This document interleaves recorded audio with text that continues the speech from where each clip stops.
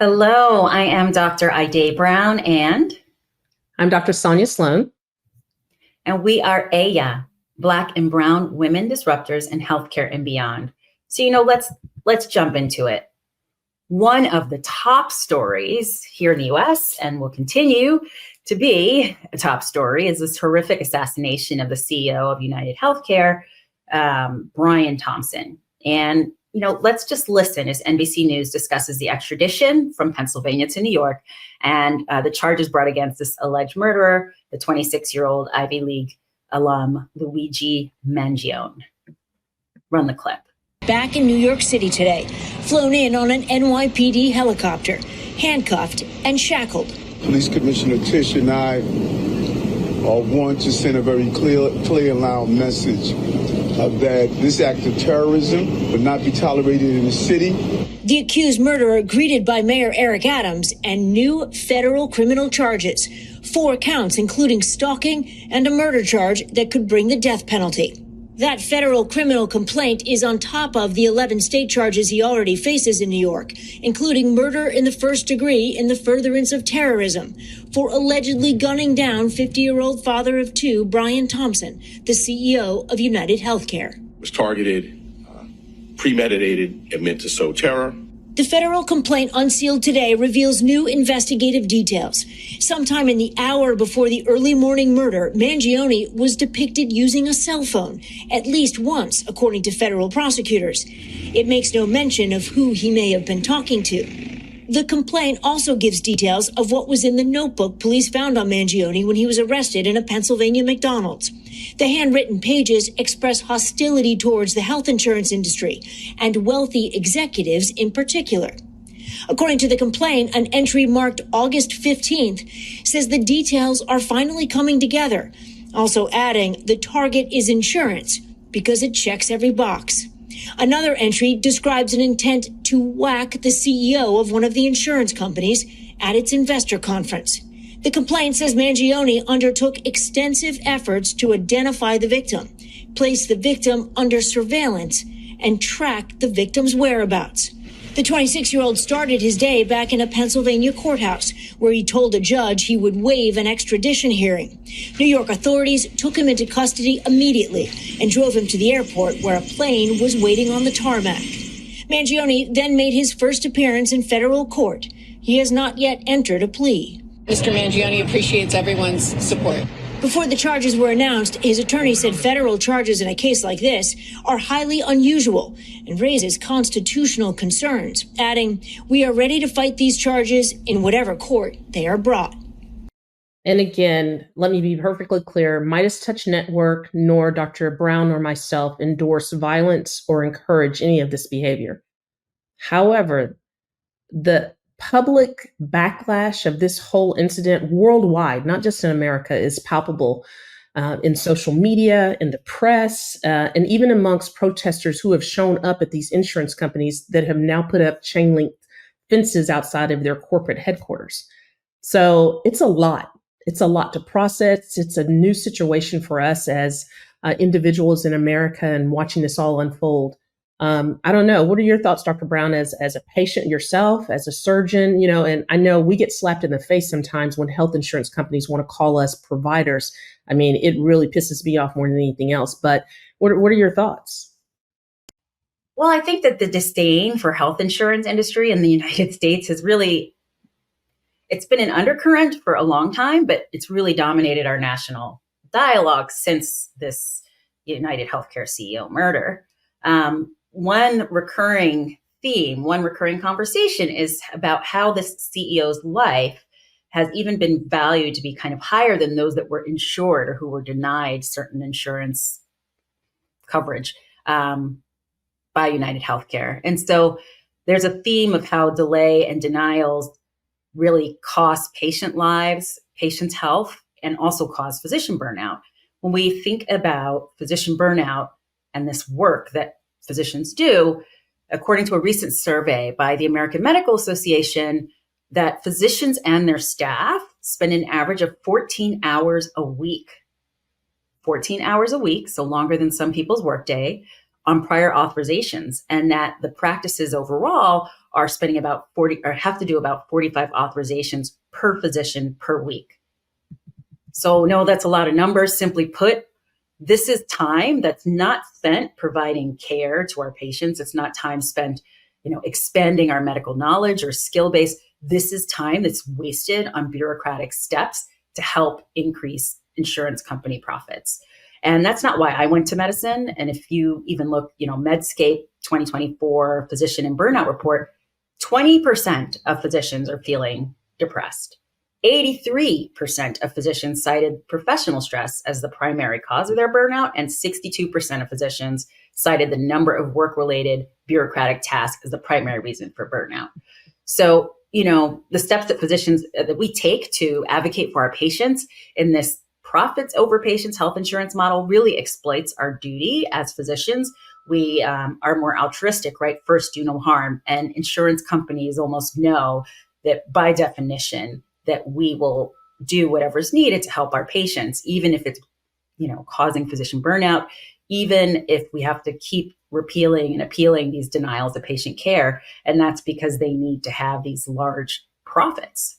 Who really is benefiting from this delay and deny? It is not the patient. We know that no one is benefiting on the patient side. I mean, this is a business deal, right? To have health insurance, you provide a service, you have a contract that you basically are under the guise of that you're going to be able to be taken care of. And yeah, there's a lot of stipulations and there's a lot of red tape that we have to go through. But you and I both know that health insurance companies are here for profit only, and it's never been about the patient. And I think we're starting to get some of that backlash at this point. It's begun. It has totally begun with the first CEO assassin, Copycat. And this lady was arrested recently. She allegedly threatened a healthcare insurance provider with the exact words that were engraved on the shell casings of the bullets that killed the UnitedHealthcare CEO. Delay, deny, depose. And you are next. Those were the threats. Let's roll the clip. We would also be asking for GPS with house arrest conditions to protect the community. With her head in her hands, Brianna Boston learned she would be held in jail on $100,000 bond. The Polk County judge adding the bond was appropriate given the, quote, status of our country. And so this was Brianna Boston, a 42-year-old mom from Florida that broke down in court. And after she had been charged with referencing those three words that allegedly used by Luigi Mangione in the shooting of the UnitedHealthcare CEO. And the mom was arrested at her home after FBI had been contacted in Lakeland, Florida. And not just the police there, but FBI got involved in really investigating this whole thing. And I think a lot of people, Dr. Brown, thought the law enforcement may have been a little overkill. And so she's even been a victor in some of the social media right now. What do you think? This really, again, is this long-term, this simmering anger against how we receive care. When she was visited by law enforcement, Ms. Boston told detectives, quote, healthcare companies played games and deserved karma from the world because they are evil, end quote. And she reportedly admitted to using the phrase, and she recited those words because it's what's in the news right now, she was quoted saying. So detectives added that this mom of three said, despite her language, that she was not really a danger to anyone as she didn't own any firearms. So this Mangione Copycat, mom of three, can actually face up to 15 years in prison for this alleged threat. I mean, Dr. Sloan, you are a mom of three. What are you thinking about all of this? This is crazy. I mean, and she's not the only one. There's like two others right now that are also in the press that are being investigated as copycats. And so the Mangione effect has really started to roll out, if you will. He is the Robin Hood, if you will, of how people are feeling right now about insurance companies in America. But for this mom of three, I mean, a lot of people like she knew better and whatever else. I think she was rolling with what was already out there in the press, as she said, she was quoted in saying, as well as what's on social media. Her frustration was palpable. Her anger was definitely on point, but the way that she did it is now going to be criticized and possibly now making, again, the insurance companies win. And I think that is what the gravitas of all of this is, that angers the people even more. And so I hope that insurance companies are really watching and being very, very careful about their next steps. So let's talk about, the fact that, is Mangione a victor or is he a villain? I don't know. What do you think? Murder is horrible, right? So it's you're a bit of a villain for murdering someone as being the alleged assassin. But the target really has become a symbol of healthcare in the United States overall. This is the United States, right? This is America. And even as alleged in the complaint and federal charges filed, Mangione meticulously had planned this assassination, this execution, and that the aim was to incite this public discussion about healthcare. And he's done that. I mean, the question now remains, what will be his defense? Yeah, we were sort of talking about they talked about, and we'll speak of this on this next clip, but let us just note that Karen Friedman Agnifilo, she is his attorney in New York, and she is one of the MeidasTouch hosts. And so we just want to have that disclaimer there. But more than anything else, Dr. Brown, you and I had sort of conversed that, he's of the perfect age for schizophrenia to manifest. This is like a psychotic break, the irregularity, how do you go from really planning all of this to hiding out to basically never being seen in New York City to only end up 5 days later in a McDonald's in Pennsylvania eating hash browns to get caught? I mean, it just doesn't really add up. So let's see what CBS has to say about that.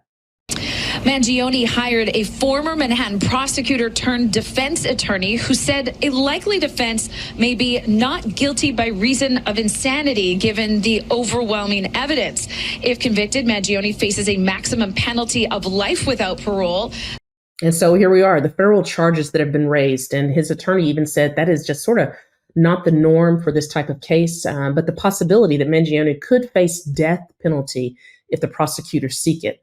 So, what's the satire in all of this? That health insurance giants who cause pain and suffering on some level sit in their C-suites, ivory towers behind these chain link fences now, still making some obscene amount of money. I mean, even Thompson, he was number 10 on the list at $10.2 million a year, only to watch this 26-year-old Ivy League Robin Hood of sorts, if you will, become a martyr for millions of Americans who have a disdain for insurance companies.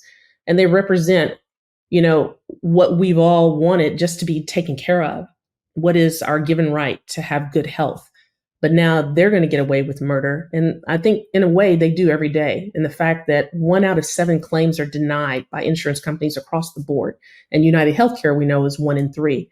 That equals approximately 200 million rejections annually. And you cannot tell me that those rejections don't result in, not just from me ordering an MRI, that patient won't get his or her knee surgery. But what if it's a child who has cancer and they won't get the appropriate care or treatment because they've been denied or delayed, which in cancer is pivotal to move expeditiously. So yeah, America's frustrated. Villain versus victor, I'm not here to judge, but this is going to continue to play out. Yeah, I think what we're really witnessing is the impact of corporations as people, right? That now right, we're looking through the news cycle, we see an unprecedented, at least visible influence of a billionaire, right? You have Elon Musk and this, what some are terming the Musk-Trump administration is already starting to wield some power. And I wanted to bring it back to the fact that this billionaire class in the US has wielded significant influence over healthcare policy, often shaping it to benefit these private insurance companies.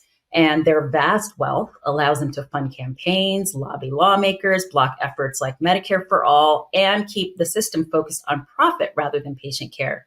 Now, this results in higher costs and unequal access to healthcare. And although there are some philanthropic efforts, billionaires control the political process, and this hampers any meaningful reform. And it really leaves a systemic change kind of out of the reach of so many Americans. Yeah, and we don't want to leave you discouraged. So just remember, if you've been denied or delayed an insurance claim, you do have an appeals process. And you want to talk to representatives, you email everything, you document everything, phone conversations, who that person with, their agent number, as well as times and dates. And then you want to make sure if it ever gets to the point where you're actually going to have to hire an attorney, which most people in America cannot afford to fight a David and Goliath situation, you want to make sure that you become public. And that's on a social media or even with the press. So we want to tell you, keep watching. We want to bring you more information.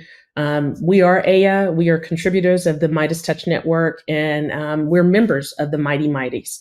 And so we want to make sure that you like, follow, subscribe, and please share all of our content on all platforms. Merry Christmas. Have a great week. Happy holidays, everyone. Love this video? Make sure you stay up to date on the latest breaking news and all things Midas by signing up to the MeidasTouch newsletter at MeidasTouch.com/newsletter.